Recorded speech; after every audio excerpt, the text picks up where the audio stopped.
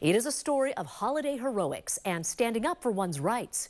Thanksgiving morning, someone broke into the First Family Church in Antioch, and the events that followed involved a scuffle and a pastor ready to do more than turn the other cheek. ABC 7 News reporter Ansar Hassan talked to the pastor about what happened next.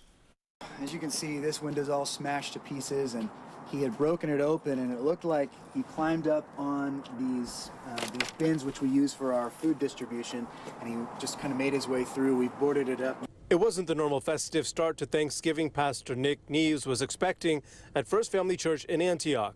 He came at me through the kitchen holding a box of our materials.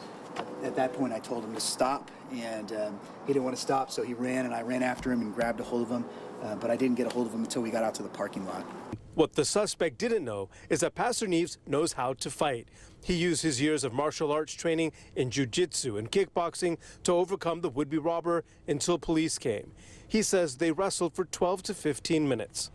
Just using positioning, and I tried to maintain back control on the gentleman so that he wasn't able to strike at me very effectively, and I tried to keep control of his hands so that if he had a weapon of some kind, I would be able to keep him from getting that weapon and use it against me. Just after midnight on Thanksgiving, Pastor Neves was alerted to the break-in.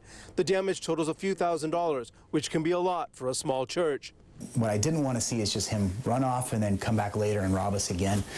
You can find that sometimes there becomes a pattern where you get victimized a lot if you don't do anything to stand up for yourself. Neves doesn't recommend chasing after a would-be assailant, but he says he does believe in standing up for justice. Being a loving person doesn't mean you have to be a weak person, and humility and strength are not antithesis to each other. If there's a situation where you need to stand up for yourself, I don't think you have to apologize for that. Antioch police arrested the suspect, who Neves believes is likely a homeless man.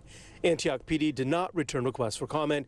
Neves says he will cooperate in the investigation, but he also hopes for a chance to talk to the suspect.